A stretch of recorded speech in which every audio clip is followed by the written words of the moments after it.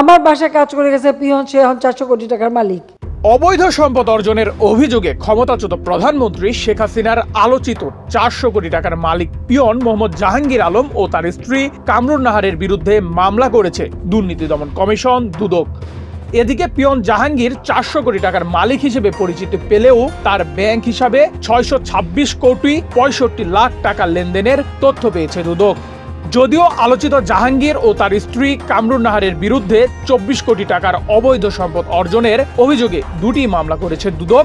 17 December মঙ্গলবার দুদকের প্রধান কার্যালয়ে সাংবাদিকদের মামলার বিষয়টি নিশ্চিত করেছেন সংস্থাটির মহাপরিচালক আক্তার হোসেন।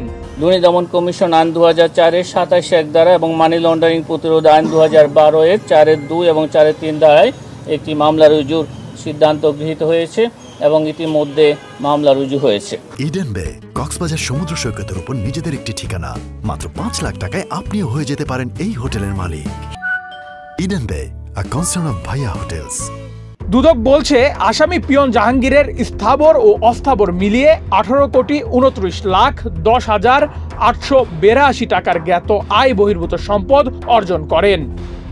জ্ঞাত আয় বহির্ভূত সম্পদ অর্জন করায় এবং তিনি ও তার মালিকানাধীন বিভিন্ন প্রতিষ্ঠানের নামে অবৈধ উপায়ে অর্জিত অর্থ ভোগ করার 8টি ব্যাংকের 23টি হিসাবে সর্বমোট 626 কোটি 65 লাখ 18,160 টাকা জমা, ক্রেডিট ও জমা করা অর্থ বিভিন্ন মাধ্যমে উত্তোলন বা স্থানান্তর করে শাস্তিযোগ্য অপরাধ করেন।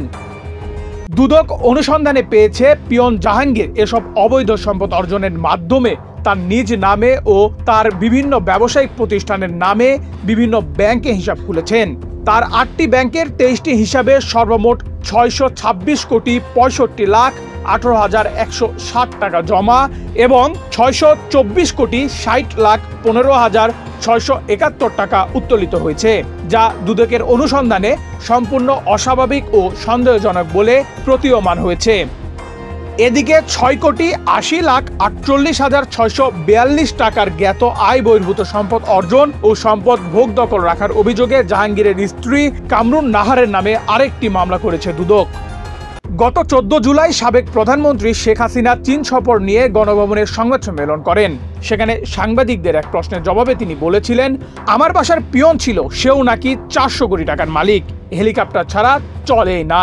আমার বাসায় কাজ করে গেছে পিয়ন, সে এখন 400 কোটি টাকার মালিক, হেলিকপ্টার ছাড়া চলে না।